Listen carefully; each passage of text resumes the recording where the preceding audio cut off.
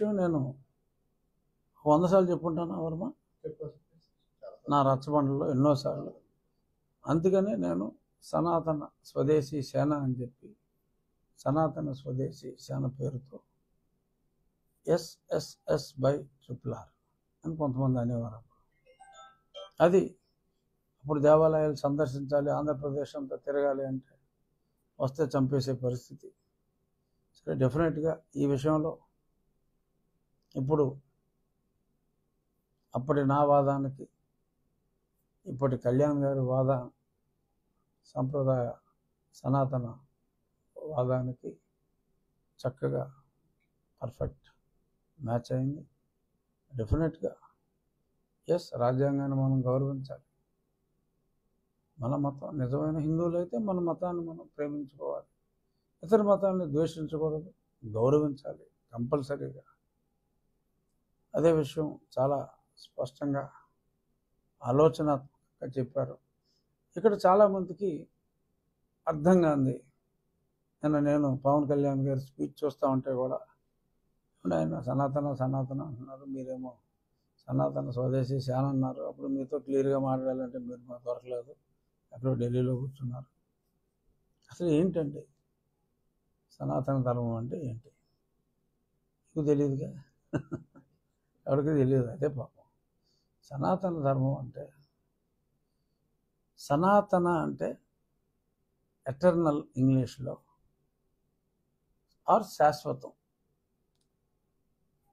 సనాతన అనేది సాంస్క్రిట్ అంటే సంస్కృత పదం, శాశ్వతమైనది. సనాతన ధర్మం అంటే శాశ్వతమైన ధర్మం.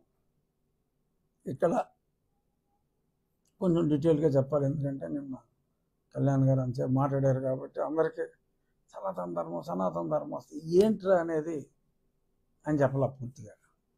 సో అది పవన్ కళ్యాణ్ గారి అభిమానిగా అది నేను కంటిన్యూ చేయవలసిన, సనాతన స్వదేశీ సేన స్థాపించిన వ్యక్తిగా చెప్పాలి కొంచెం క్లియర్గా. అప్పుడెప్పుడు చెప్పా, కానీ పీపుల్స్ మెమరీ షార్ట్ కాబట్టి ఇప్పుడు నిన్న కళ్యాణ్ గారు మాట్లాడిన తర్వాత అది బాగా మళ్ళీ హాట్ మ్యాటర్ పడాలి. ఎందుకంటే అభిమానులు ఊతలు ఊగారు చెప్పినప్పుడు. కానీ వారికి ఒక ప్రశ్న, ఏంటది అని. సో ఇప్పుడు క్రిస్టియానిటీ ఎలా, జీసస్ క్రైస్ట్ 2000 సంవత్సరాల క్రితం ఆయన ఒక ధర్మాన్ని బోధించాడు. మన భారతీయ ధర్మం వేరు. అక్కడ ఆయన ఒక 10 కమాండ్మెంట్స్ ఆయనకు ముందు, తర్వాత ఈ కంటిన్యూడ్ మోజెస్ కొని చెప్పాడు, తర్వాత జీసస్ దాన్ని ప్రామాణికంగా తీసుకుని ఆయన ఒక జీవన విధానాన్ని చెప్పాడు, మనుషులు ఎలా జీవించాలి. సో ఆయన దేవుడు, క్రైస్తవులందరూ ఈ దేవుణ్ణి పూజించాలి, అన్య దేవుణ్ణి పూజించకూడదు, కొన్ని సిద్ధాంతాలు ఉంటాయి. But it's a good religion. అలాగే అది జరిగిన 600 సంవత్సరాల తర్వాత మహమ్మద్ ప్రాఫెట్, ఇస్లాము, అవన్నీ అక్కడే ఏషియా, దట్ పార్ట్ ఆఫ్ ఏషియాలోనే పుట్టినాయి. సో దానికి ఒక ఫౌండర్ ఉన్నాడు. క్రిస్టియానిటీకి జీసస్ ఉన్నాడు, ఇస్లాంకి మహమ్మద్ ప్రాఫెట్ గారు ఉన్నారు. హిందూ ధర్మానికి ఎవరున్నారు? ఏమిటి హిందూ ధర్మం అంటే? ఇక్కడ ఏక వ్యక్తి నిర్దేశించిన సూత్రాలు కాదు. హిందూ మతం అంటే అదొక జీవన విధానం. ఒక సమాజంలో, మన భారతదేశంలో మనుషులందరూ ఆనందంగా జీవించడానికి మనం ఏర్పాటు చేసుకున్న విధి విధానాల సమాహారమే సనాతన ధర్మం. ఇది ఏ ఒక్క వ్యక్తి చెప్పింది కాదు. తరతరాలుగా, యుగ యుగాలుగా నాలెడ్జ్, అది ఒకదానికొకటి అది శాస్త్రీయంగా, ఒరిజినల్గా ఈ ధర్మంలో ఉన్నది వేరే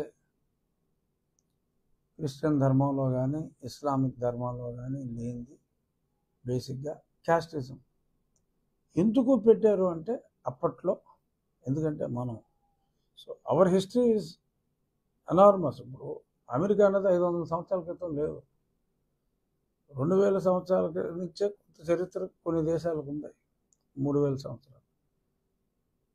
అవర్ హిస్టరీ ఈజ్ 10,000 సంవత్సరాల నుంచి మనకి ఉంది. అది చరిత్ర అంటారు కొందరు, పురాణం అంటారు కొందరు, ఇతిహాసం అంటారు కొందరు. బట్ మనకి చరిత్ర ఉంది, చారిత్రక ఆధారాలు ఉన్నాయి. సో ఒక జీవన విధానం, మను సూత్రం, మనువు బోధించింది ఏంటంటే ఇవన్నీ మనుషులందరూ ఒకటే, కానీ అందరూ బతకాలి కాబట్టి సమాజంలో ఈ కులాలు, మన కులం మనం అనుకున్నాం, ఈ కులాలు ఇవన్నీ. బట్ ఇవన్నీ మనం కలిసి జీవించడానికి ఉద్దేశించలే. తర్వాత ఎందులో అయినా కొంత వెరితలు ఉంటుంది. క్యాస్టిజంలో అంబేద్కర్ గారు